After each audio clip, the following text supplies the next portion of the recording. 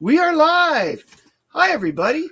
Matt here from Matt Likes Comics, and I'm very excited to have for the first time on our show tonight, Comic Collector Coach, better known as Doug.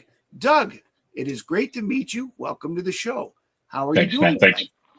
I'm doing great. You know, it's getting hot and humid down here in Texas already, so just get through the workday, drinking a ton of water, and then get to relax and hang out with cool people like yourself on your live stream. And thanks for having me. Texas is already getting crazy now. Is Texas more of a desert climate, or is there a definite difference between parts of the state? There's a huge difference. So in the northern part, it's a huge state. It's really the northern part that's referred to as the Panhandle is northern enough that it gets snow most winters. Okay. West Texas is mostly desert. East Texas is very green, gets a ton of rain, there's a lot of forest, there's a lot of natural vegetation. That's there. Like Houston, Dallas. No, so where I'm at is in Fort Worth, which is like central north. They call it North Texas, but it's almost north central Texas, like an hour from Oklahoma state line. Okay, I understand now. East Texas would be like right up against the Louisiana and Arkansas state line. Oh, I see. And then we have the Gulf, which is, more like Houston, Galveston, Corpus Christi, all those bigger cities down there. And then you got what's called Hill Country, which is where like Austin, San Antonio, some of those cities are. And it's that's where most of the water is. Let's put it that way. That's where most of the lakes are and stuff like that. But at any given time in Texas, it could be, 60 degrees in the morning and then 99 degrees by 2 p.m. So, wow. Yeah, it's just a wild. Although where I live can get surprisingly hot and surprisingly humid. So, yeah. It actually surprised. Like we've actually become a bit of a tornado alley where we weren't before. It's kind of wow. Yeah, we're in a valley that seems to just bring the winds down into it. It's wind tunnel. Yeah. Okay, well, let's begin by going back to Little Coach. And what was it about comic books that caught the eye of Doug when Doug wasn't as old as he is now? Sure. I think it's just being a child of the late mid 80s or early mid 80s rather. Mm-hmm. I hit the sweet spot of growing up when Transformers cartoon was on TV, Masters of the Universe, Teenage Mutant Ninja Turtles, and then we got Batman the Animated Series, Power Rangers, Iron Man, Spider-Man, like everything, all those great cartoons that 30, 40 years ago that everybody's nostalgic for now, I grew up watching. Yes. And so when I was old enough to realize that a lot of those characters either had comic books or were from comic books, that got me really interested in picking it up. Plus, I've always loved the art, Right. So I just one day had my bi-weekly allowance, and I walked in and I picked up a couple of Iron Man issues, and after that, there was no stopping me. Very cool. So, would you say you were more Marvel at the beginning, or were you, I say open-minded because most people, they get the character they like and they tend to go with the characters around that character first. So, and that by open-minded, I mean, like, I don't care. I just grabbed everything. Yeah, it was kind of that way, except for, I think Marvel was the path that I started down. But when I found out that, Batman and Superman were DC, I was like, okay, well, I can like two things, So I just kind of picked and chose, but Marvel had my heart early because they had Iron Man and Wolverine, and those were my two favorite guys for probably till I was 10 or 11. Yeah, I get it because I started on DC when I was like 5.5, 6, and I didn't buy my first Marvel. Like I'd been given like a Marvel here or a Marvel there from relatives and friends, but I bought my first Marvel in 1981, so it was a little different.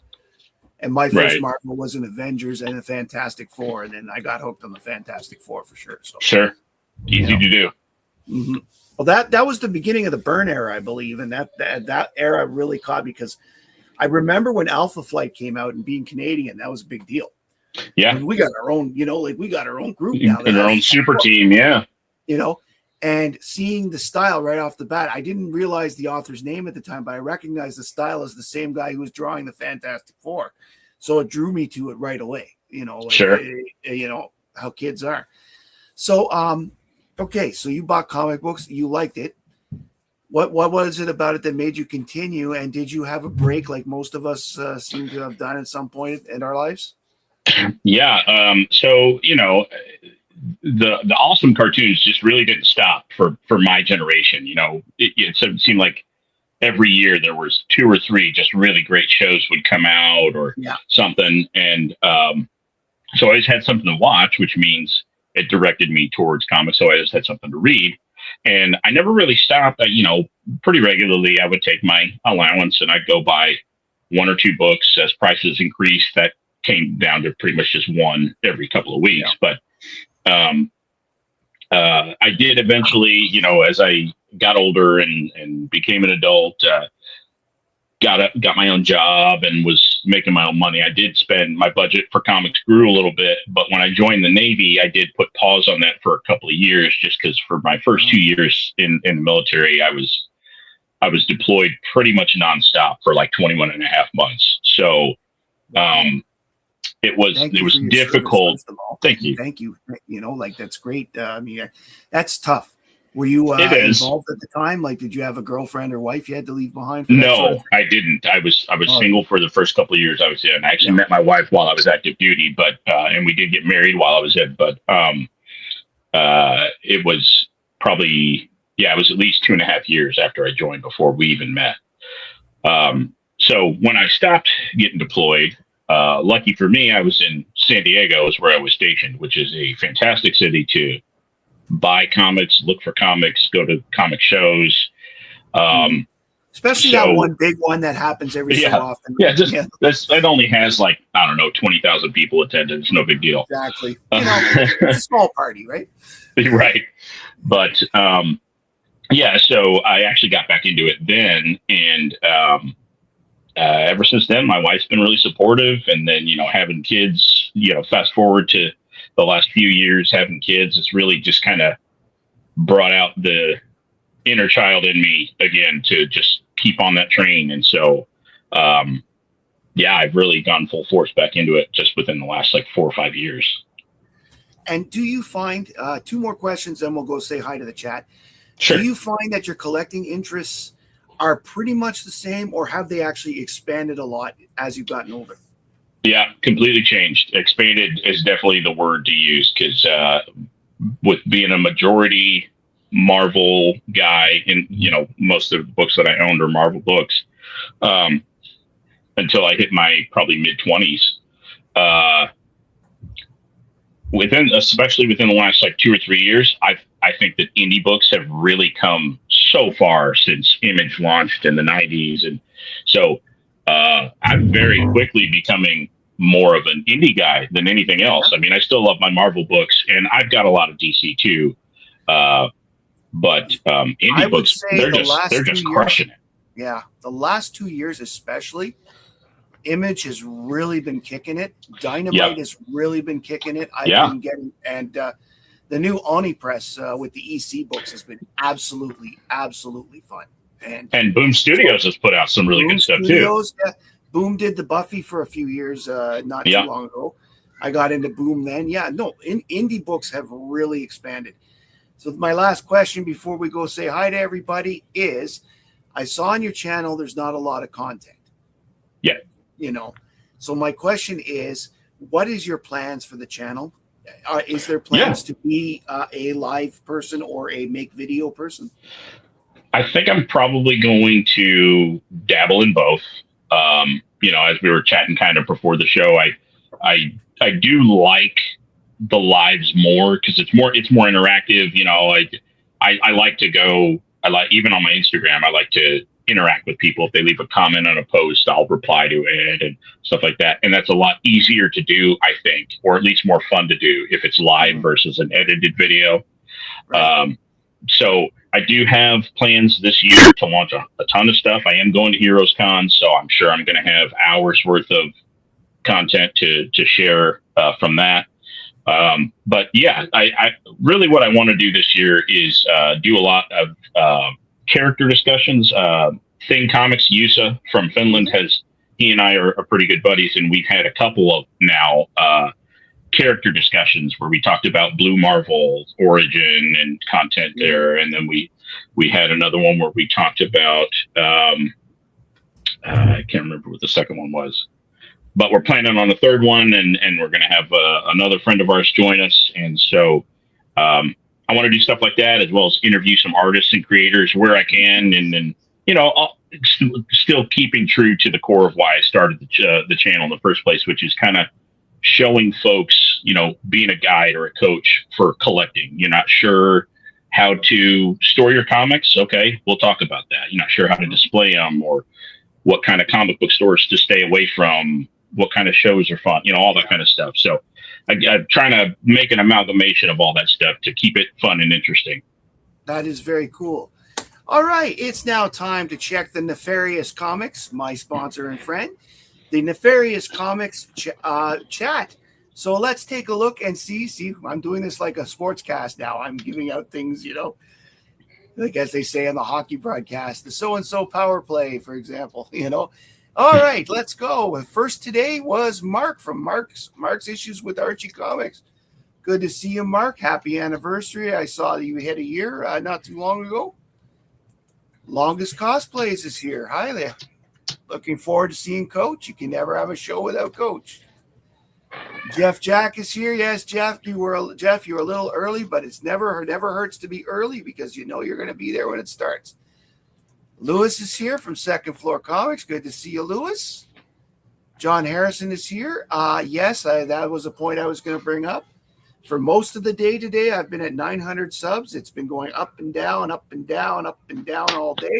But as of the broadcast, when I started, it was sitting at 900, which means awesome. We're only 100 away from having that big party I want to have, where I'm going to be giving away a lot of stuff.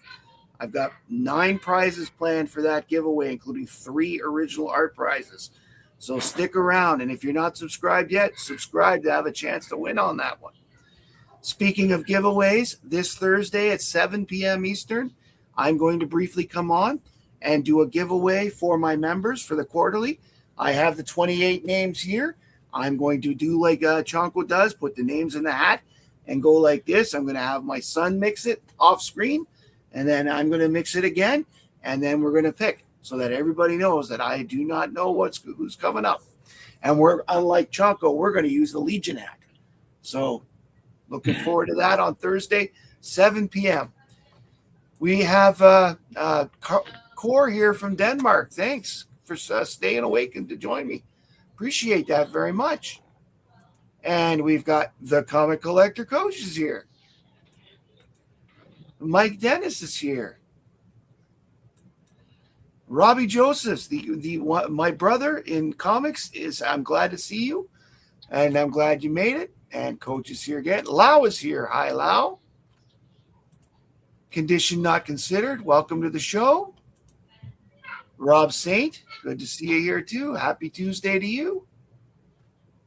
And Nerdatorium's here. Hi, Nerdatorium. Thomas.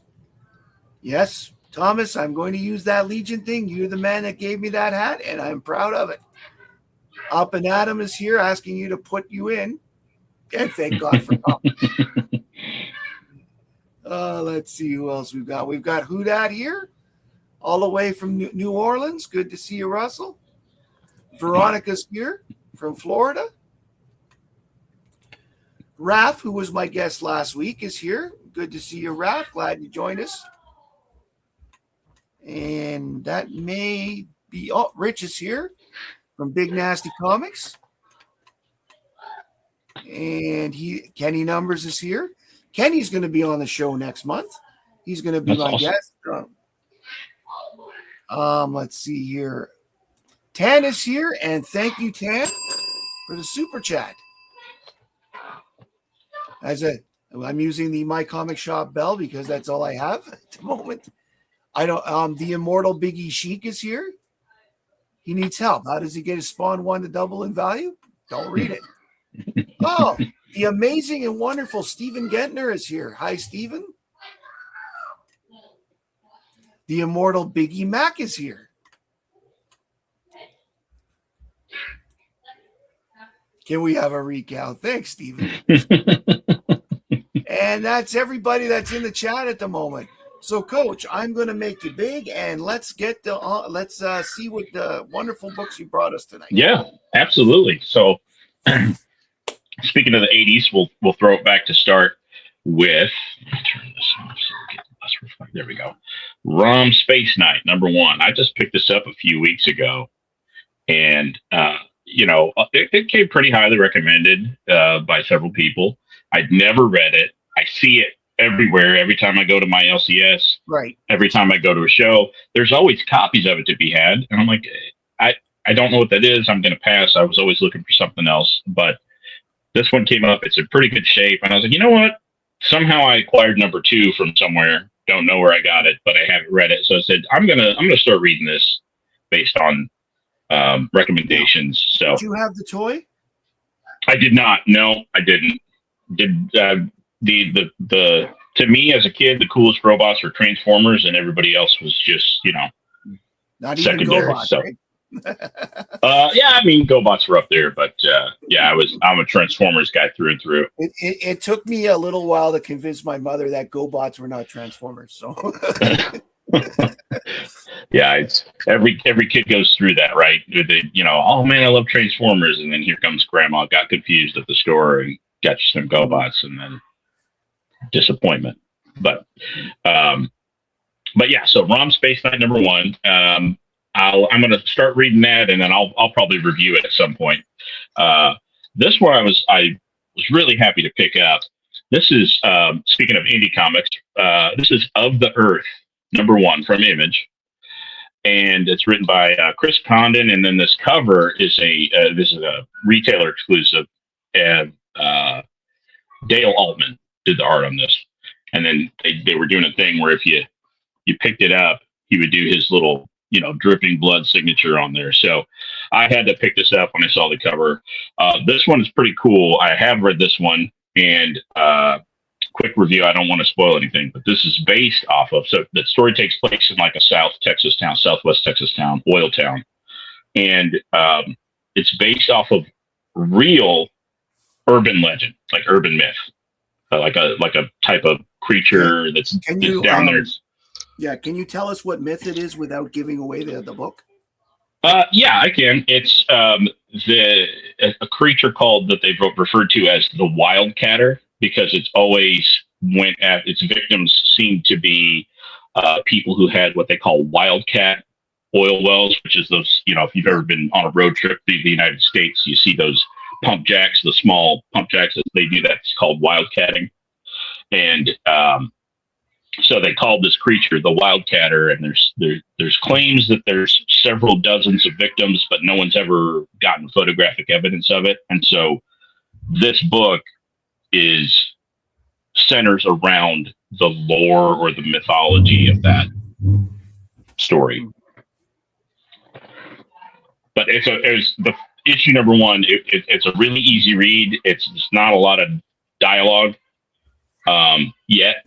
So, I mean, if you're looking for a good, horror story, I feel like this one's going in the right direction. Awesome.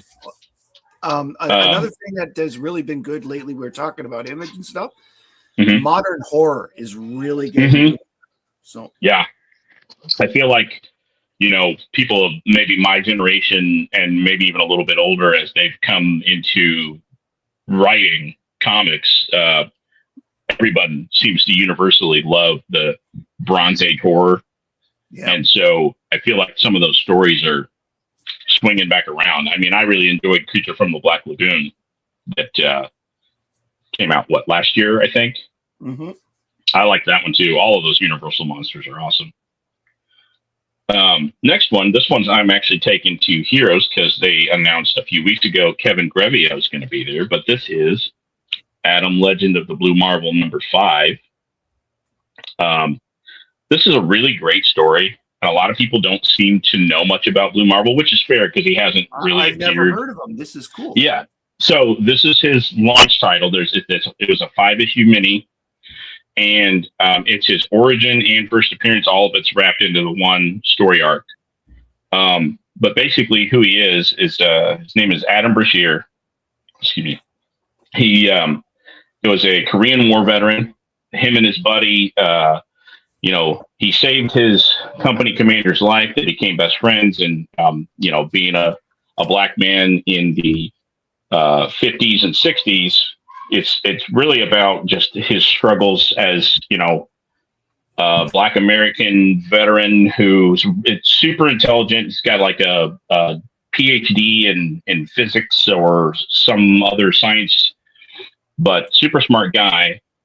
And then he gets commissioned. Him and his buddy get commissioned for this special government project. And as tends to happen, there's a huge accident, and him and his buddy both walk away with powers, but like the polar opposites of each other. One of them can control like antimatter, and Blue Marvel can basically control. He's basically like a living perpetual battery and can control matter and energy to some degree. It's pretty interesting. It's really a great read. The only problem is because it's a mini series and there's only 5 issues, and because it was a brand new character that at the time, which I think was like 2009, I could be wrong about that, maybe been a little later, but it wasn't super well received, I guess. And so the print run is really low. So like even this copy, completely raw copy, and it's in good shape. I mean, it's not like a 9.8 or anything, but it's in pretty good shape. I think I paid like $35 for it, and they're just really tough to get without paying triple digits. So, and even the trade is low print. Wow. So for me to read this whole series, I actually had to go read it on Marvel Unlimited and read it digitally, which is fine because the story was great. But anyway, it's a great read. If anyone hasn't read it, I would encourage you to. I'd love to see more of Blue Marvel, and maybe we'll see that here soon. But great character. This is another one I'm going to take to Heroes Con. Huge David Finch fan. Moon Knight is, as you mentioned, expanding my tastes and horizons with comics. Moon Knight very quickly, as I aged, became my favorite character in all of comics. He's my absolute favorite. And the David Finch and Charlie Houston run of Moon Knight from like 2006, I believe, is just my absolute favorite run.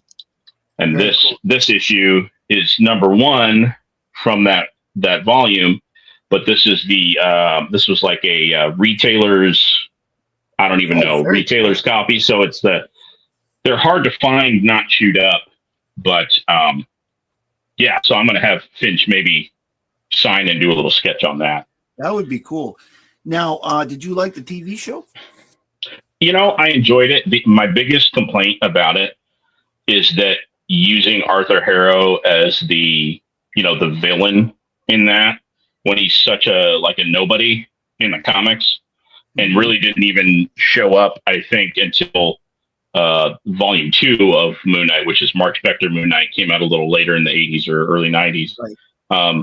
He wasn't even around. He wasn't. I mean, they could have very easily used his nemesis, Raoul Bushman, or any number of other villains that he had in the volume 1. But I get it. You gotta. Sometimes what works best for TV isn't the truest to the story. And they still do a hell of a job with it. I mean, visually, it's awesome. Every time he puts the suit on, I thought they did a great job with. It's not as choppy as some of the CGI they've done on some of the other Marvel shows, which we don't have to talk about. But they did a pretty good job with it. I'd love to see them do a season 2 of that, and I'd also love to see them do a follow up to the Werewolf by Night one shot that we got. I have to say, I really enjoyed Werewolf by Night, and was sad that it was over and they didn't do more, because I actually thought that they'd done that well. I love those horror type when it's black and white. Right. A little bit of red. It's just perfect. Yeah, I think they did the right thing releasing it in black and white, but the following year on Halloween, they released the colorized version of it. Yeah. So they're both fun, but I'm with you. I think the black and white one's better.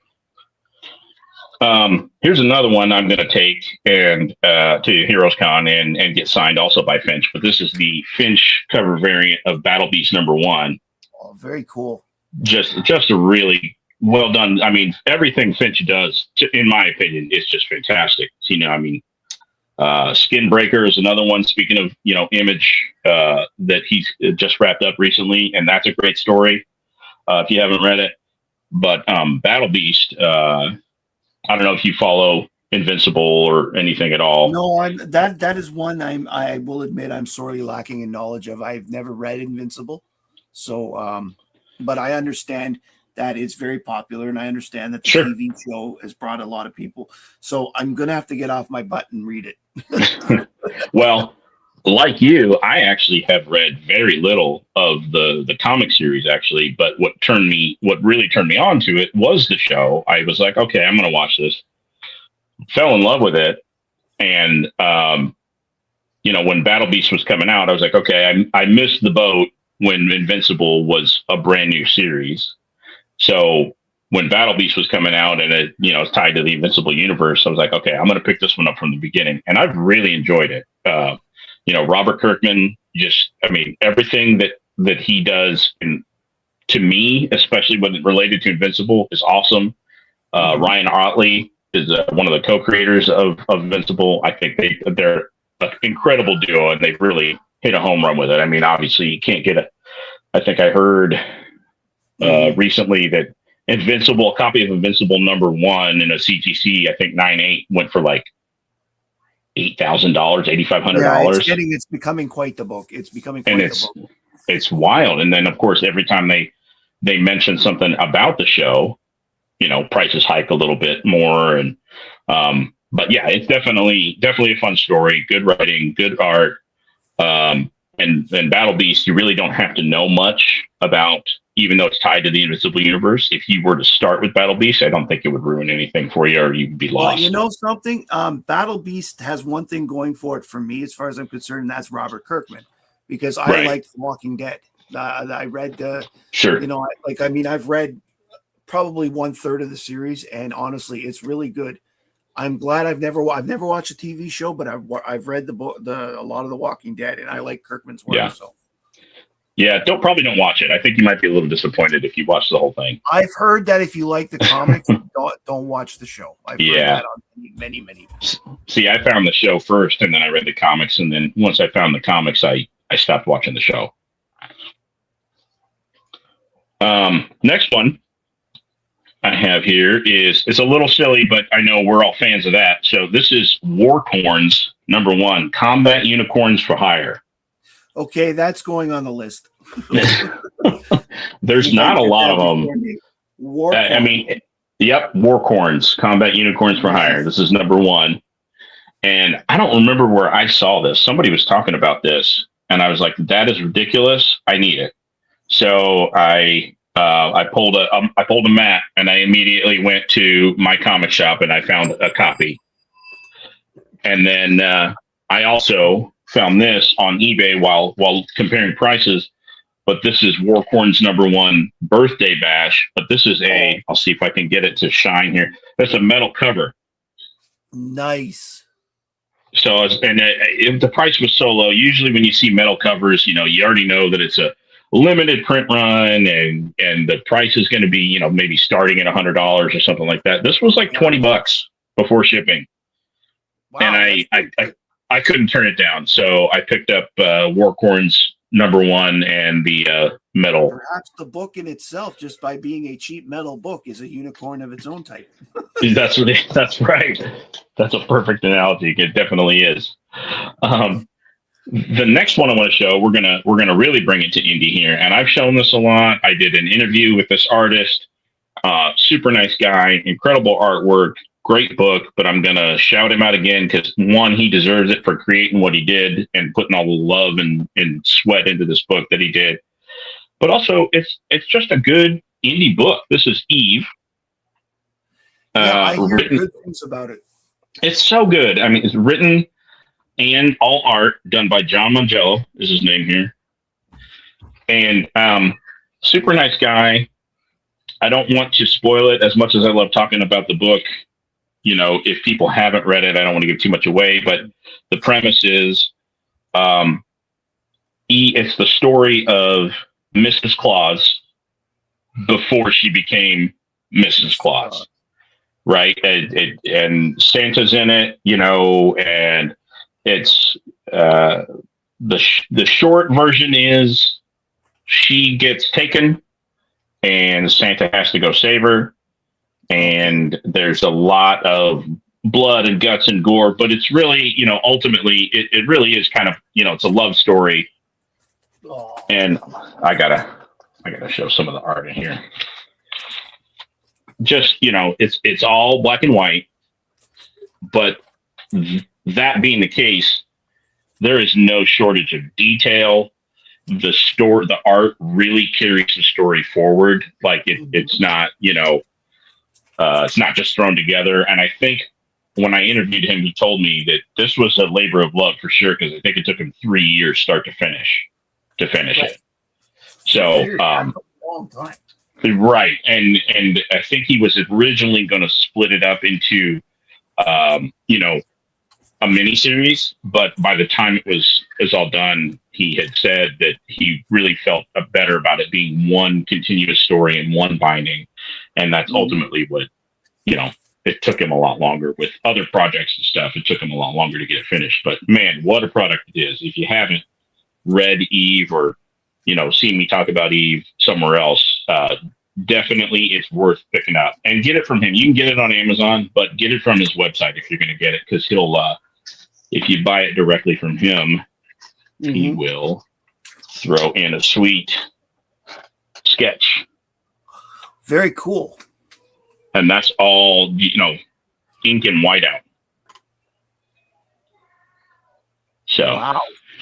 Yeah, he's tremendously talented, great guy, super nice guy as well. So, but yeah, definitely check out Eve and John's work. The next one. Yeah, I was trying to find that because I recently bought the book with you know, the Spider-Man one with the Santa and the gun on the cover. And Yeah, I was gonna put it up. It's like, and here he is coming to rescue her, but I didn't see it. I thought it would be a good joke to talk about. So is Eve her name? Is that why Eve is the right? So one of his points of inspiration when I interviewed him, when he was talking about this, John was talking about the book, is that he said, you know, nobody ever thinks about, you know, Mrs. Claus. Like, what's even her name? Like, Santa Claus's name is obviously Santa, right? But like, or Saint Nicholas, whatever. Nicholas. Right. But you know, what's Mrs. Claus's name? It can't be Mrs. Claus. So he kind of ran with it from there. But yeah, essentially, her name is Eve, and then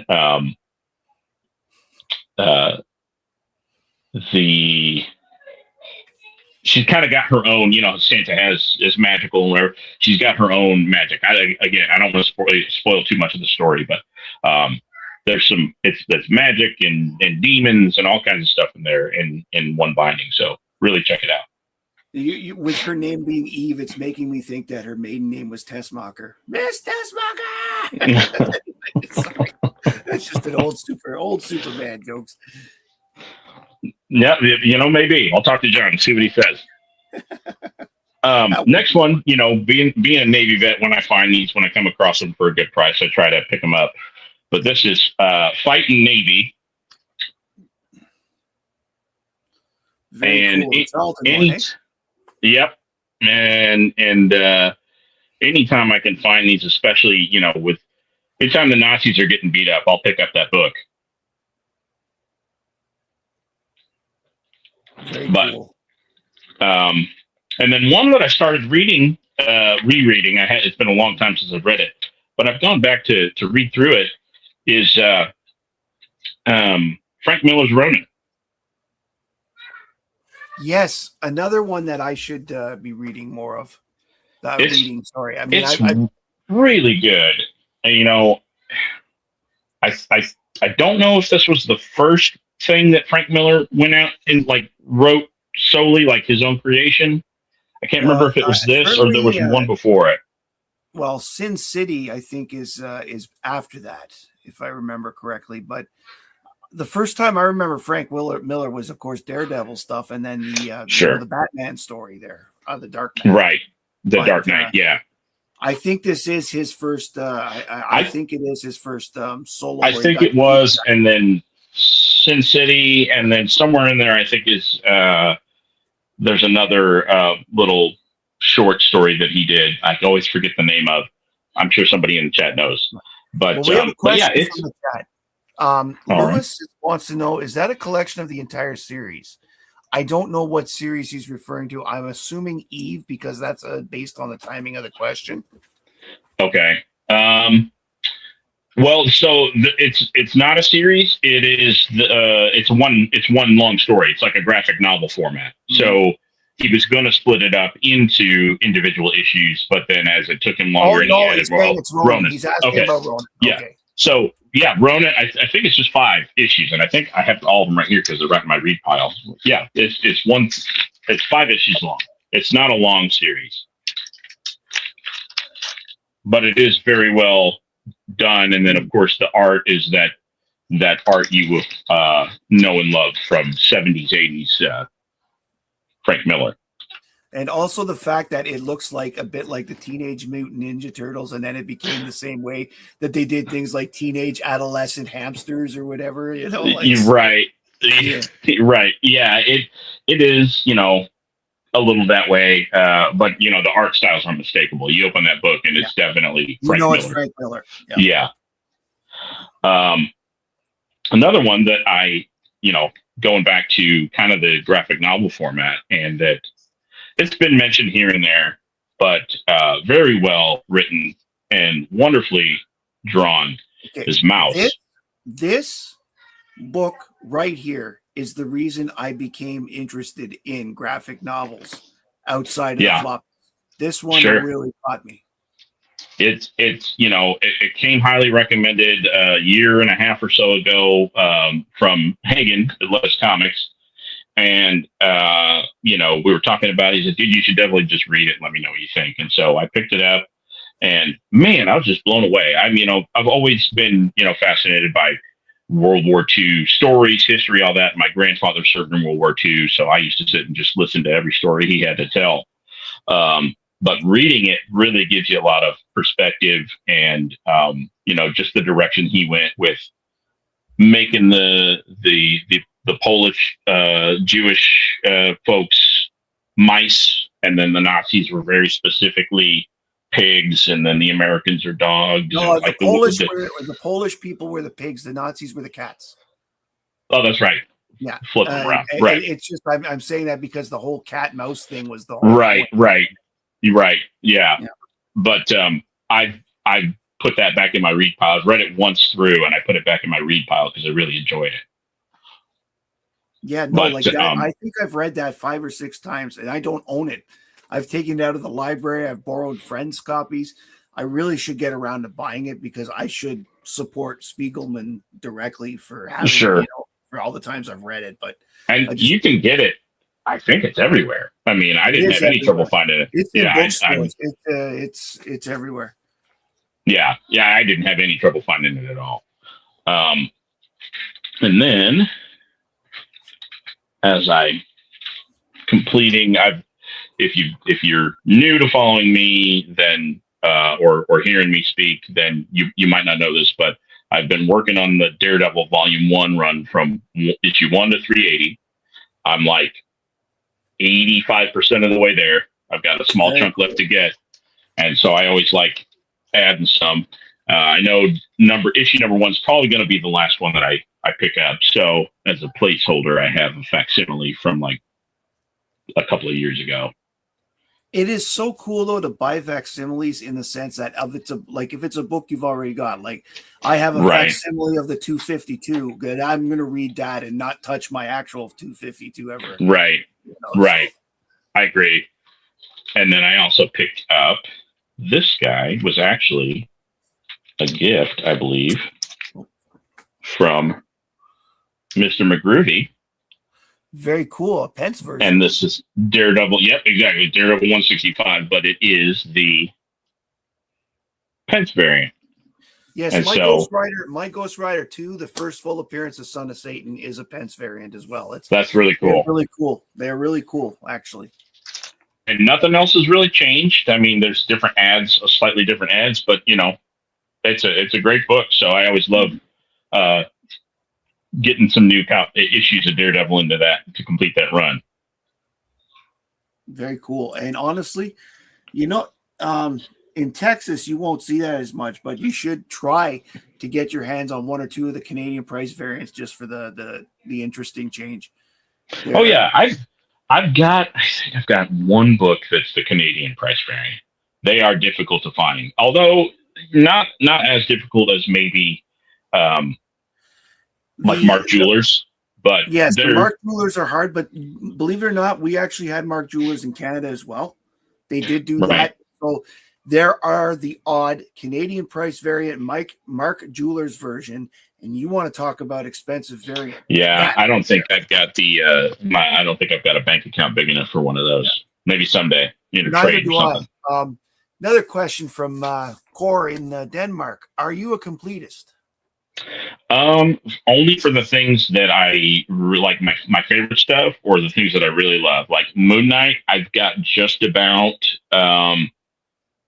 every appearance of Moon Knight. There's a few that I'm missing, but I have every Moon Knight book. It's been on my pull list ever since I've had a pull list, and he's got an active series. And I complete not everything, but all the characters that I really like. Yeah, I've got everything of Moon Knight, Man Thing, minus the first appearance, working on Daredevil. But I'm okay with getting, with not completing a run. If the story's not grabbing me and it's not one of my favorite characters, I'm okay with just having a couple issues of it. I'm only good with that if it's not the middle of a story that I'm missing. Right. Because if I'm missing the middle of a story, it's going to, or the end, especially if it's the end, it's going to drive me crazy till I get it and read it. Yeah. But, there's something, especially stuff that's, already been completed. The story has been completed and finished for a long time. Like Watchmen, something like that. Like First Prince of Watchmen aren't super terribly priced. And I really enjoyed it. So I'll eventually get a first print of every issue of that. Well, actually, you want to talk about the first Watchmen in a Canadian price variant is a $400 book. Like that is one of the more expensive Canadian price variants out there. Big jump. Yeah. Yeah. But then again, you are talking about 10% of 10%. Right. Yeah, it's very small. Yeah. So yeah, but for sure. I've noticed that the reason I bring it up is because Texas, for some strange reason, how everybody has regional varieties of what was popular. Mm-hmm. Texas seems to be a place where the Canadian price variant has taken off as a collection thing, and that may be as a result of the number of Canadians that have moved to Texas. I think it is. Because when I was in junior high and high school, thinking back, I had at least a dozen friends that were from either Winnipeg or Ontario, or there were a lot of Canadians down here. At least when I was in school, I knew what I would consider a lot. And there's a guy, a Texas comic dealer. Funny enough, just goes. I don't think he travels far for comic shows or conventions, but he seems to go to almost all of the conventions that are in Texas. And I think he's Canadian. I'll have to see if I can find his name. But he's got a huge collection of Canadian price variants. And you see every show that you see him, he's like, everybody's freaking out. They're like, oh my God, that guy's got hundreds of Canadian price variant issues. And Lau is actually bringing up a good point, talking about the Canadian price variants, because I agree with Lau. When we were kids, we thought that the Canadian price variants were like the garbage. We thought that it would be cooler to make sure that we had the direct edition with the U.S. prices. Or if we had a newsstand, it was the U.S. version, because we thought the Canadians were ones were inferior. It took us to grow up to realize how, how important they are. Right. And then it was, the same story and everything else was the same. There's no difference other than on the cover, maybe some of the ads. But this guy, this dealer that he's either from Canada and moved to Texas, or he's from Texas and had worked in Canada, I don't know, but somehow he's got hundreds of Canadian price variants, and he sells a lot every show. I mean, they are higher price because a lot of them are in pretty good shape from what the two times that I've run into them. But see, it's not on purpose, but I have almost I have my Batman and the Outsiders Volume 1 run, which is mostly complete. I think I need 2 books. The vast majority of my books on that one, it did just the way it worked, because I picked up a run in a dollar bin and they were all Canadian price variants. It just happened. Wow. And to be honest, if the dealer had realized, because I did not see a lot of CPVs, that's what we call them. I did not see a lot of CPVs in the dollar bins that time. So I think he didn't mean for that to happen, because here there is a premium on CPV sure. Now. So sure. That's happened at my LCS here or there. They'll buy a collection and they think that it's all processed, and they'll go grab a stack of books and go put them in a specific box, not realizing that, oops, that $200 issue of whatever slipped into there. And then what the problem with that is, they have one long wall where all of their books are with this red marker. They run a red marker over the top of the bag. So everything with the red is $2. Well, fortunately, those guys are really great guys. Yeah. And when they make a mistake and somebody finds it and brings it to the counter, and they're like, "Oh, geez, all right, that's our mistake." That's what I'm saying. We have one store in town where the guy is one of the ones that everybody complains about, where if you pull a book out, he just wants to double check on eBay first. Yeah, he's no longer in business. No. The rule number that's Comics 101. If you walk into a store like that, just set it all down and walk away. It's not worth it. Exactly. But yeah, they're really great about, they make that mark. Whatever's in there has the mark. That's it. So if they made a mistake and they find out at the register, they will honor their mistake and let you have it for that price. I don't know. Well, part of it is the jurisdiction I live in, Quebec. The law is that if you have a price on a product, that's the price. That's the price. Yeah, and it should be that way. And if the guy tries to change the price on you at the cash or whatever, you can, in theory, contact the consumer price guy, and he could get like a $25,000 fine, sure, for doing that.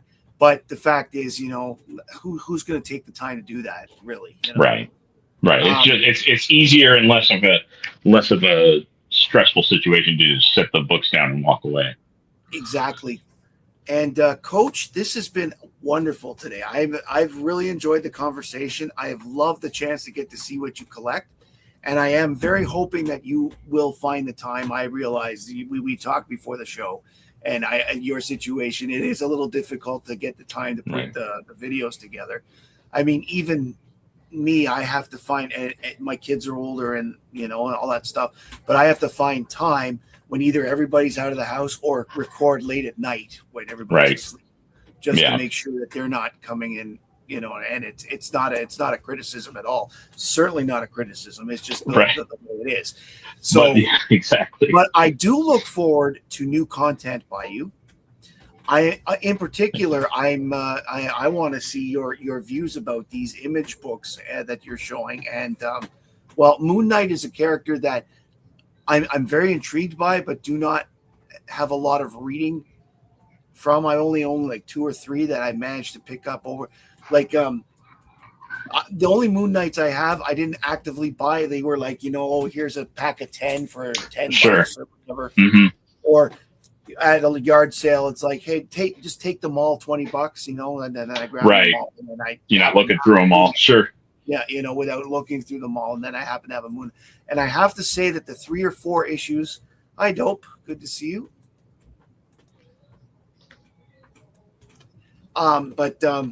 But I have to say that the ones I have read are mostly from the Mark Spector run that you mentioned, Mark Spector Moon Knight. And I have to say that they were pretty good. So again, my love of Marvel is more, although I like the superheroes, I like the more supernatural and the different characters more. Yeah. And Moon Knight definitely falls into that category. So I should probably read more Moon Knight. Thank you very much for joining us today. And if anybody's not doing anything after the show, go check out Nate and the boys over on Hollywood Comics. I believe Mark's Issues with Archie is their guest tonight.